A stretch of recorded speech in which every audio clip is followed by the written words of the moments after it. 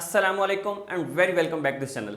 My dear students, आज की इस वीडियो में हम डिस्कस करने वाले हैं बिजनेस कम्युनिकेशन के लेक्चर को, जो कि है हमारा benefits of effective business communication. Effective business communication क्या होती है, कम्युनिकेशन क्या होती है, इफेक्टिव बिजनेस कम्युनिकेशन क्या होती है, हम ऑलरेडी डिस्कस कर चुके हैं। Now we have to discuss the benefits of effective business communication. और मैं आपको कम्युनिकेशन के रूल्स भी इस लेक्चर के अंदर बताऊंगा और ये भी बताऊंगा basic principles of effective listening के जो बेसिक प्रिंसिपल्स हैं वो क्या होते हैं। तो कहीं मत जाइएगा, स्टे ट्यून। अभी इस वीडियो को शुरू करें, सो लेट्स।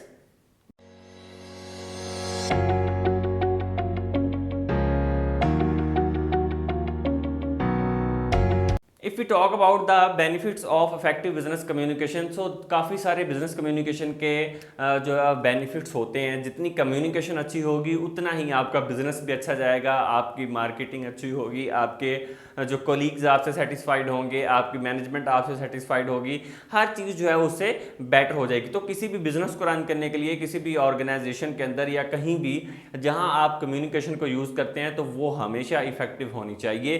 तो अभी हम डिस्कस करते हैं इफेक्टिव बिजनेस कम्युनिकेशन के बेनिफिट्स क्या हो सकते हैं। ठीक है, क्या क्या आपको फायदे मिलेंगे अगर आप इफेक्टिव बिजनेस कम्युनिकेशन लेकर आते हैं।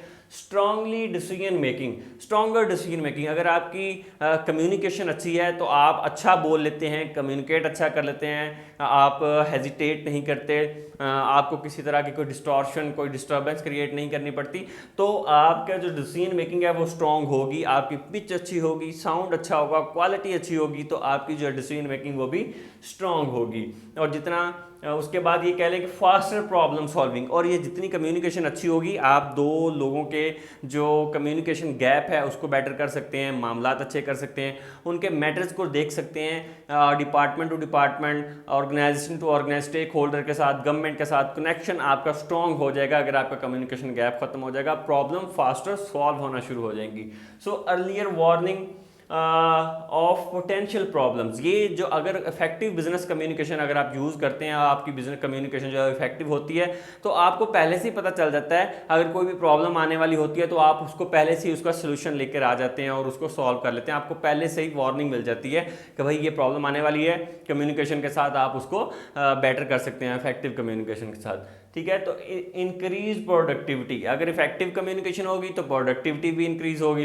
प्रोडक्टिविटी कैसे होगी? जब आपका गैप कम्युनिकेशन का खत्म हो जाएगा, दो लोग आपस में अच्छे से, डिपार्टमेंट अच्छे से, सेल्स का मार्केटिंग के साथ, मार्केटिंग का एडवर्टाइजमेंट के साथ, सबके साथ लिंक अच्छा होगा, कम्युनिकेशन गैप खत्म होगा, तो ऑब्वियसली उनकी प्रोडक्टिविटी भी इंक्रीज हो जाएगी।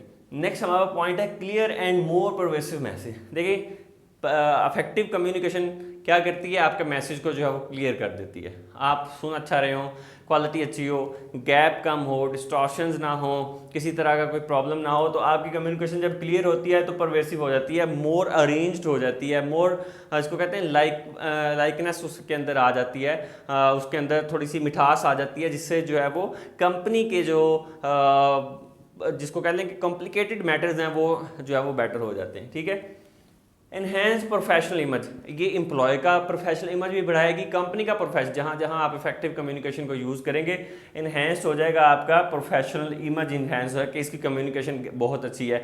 आप भी अक्सर बात करते होंगे कि यार ये बोलता बड़ा अच्छा है, इसकी कम्युनिकेशन बहुत अच्छी है, ये बात बड़े अच्छे से कर लेता है। तो इसी चीज़ को हम इफेक्टिव कम्युनिकेशन कहते हैं, जो लोगों पर असर रखती है, जो उनके जहन पे, उनके माइंड्स पे असर रखती है।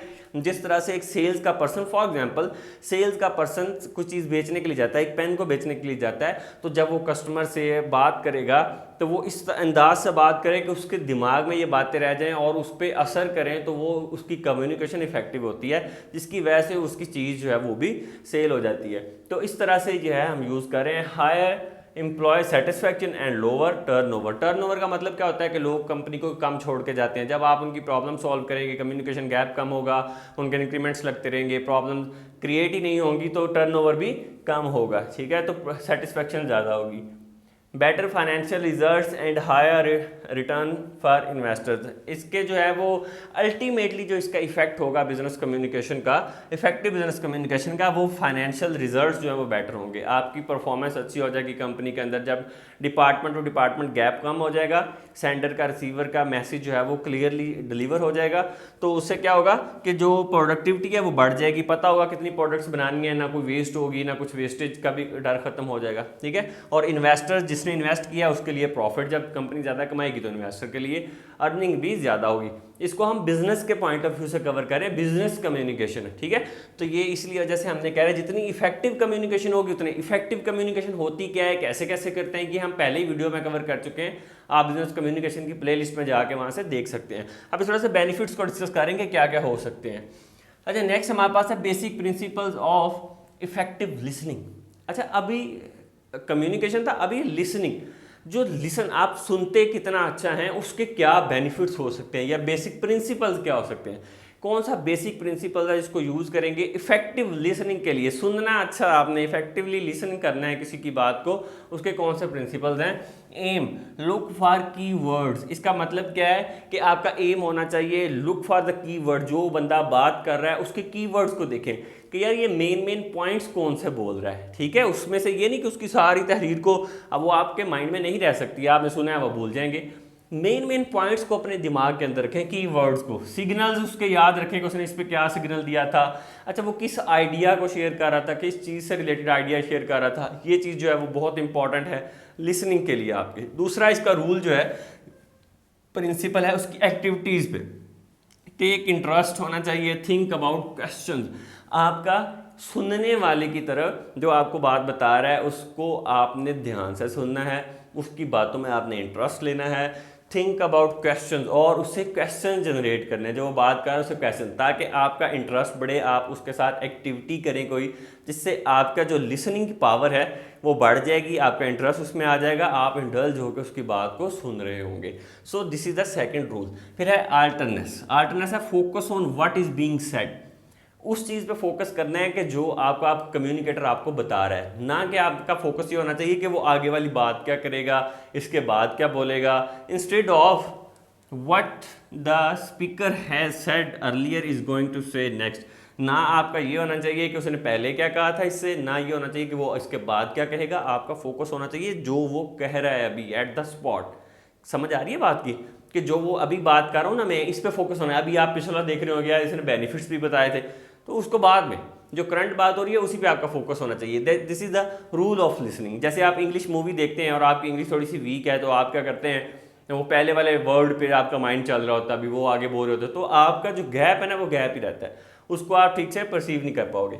एक्यूरेसी होनी चाहिए, नो प्रीमेच्योर एवेल्युएशन, ठीक है। आपने थर्ड फोर्थ रूल ये है एक्यूरेसी। प्रीमेच्योर एवेल्युएशन, जो आप सपोज कर लेते हैं, अच्छा इसने ये बोलना है, अच्छा इसके रिजल्ट्स ये निकलेंगे, अच्छा ये इसने कहना था, ये होना था।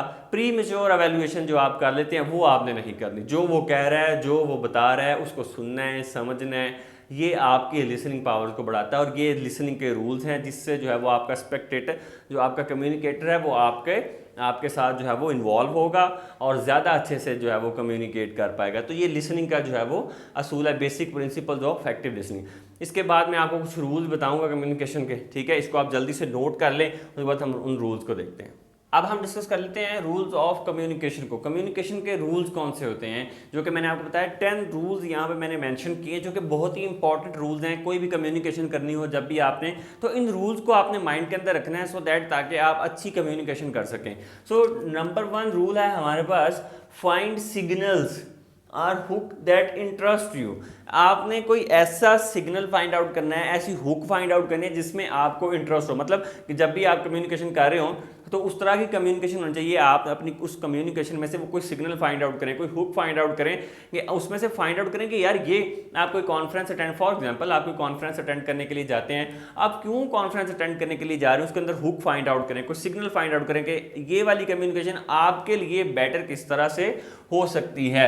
आपने आपसे ये पूछे what in this for me, ठीक है, आप इसको क्यों अटेंड करेंगे, ये आपके लिए क्यों इंपॉर्टेंट है, और ये किस तरह से ये कम्युनिकेशन आपके लिए बेटर हो सकती है। अपने लिए कोई ना कोई सिग्नल फाइंड आउट करें, सो कम्युनिकेशन जो है वो इंटरेस्टिंग हो जाएगी, और आपके लिए जो है वो उसको सुनना और इफेक्टिव कम्युनिकेशन बनाना उसको जो है वो ईजी हो जाएगा। नंबर 1।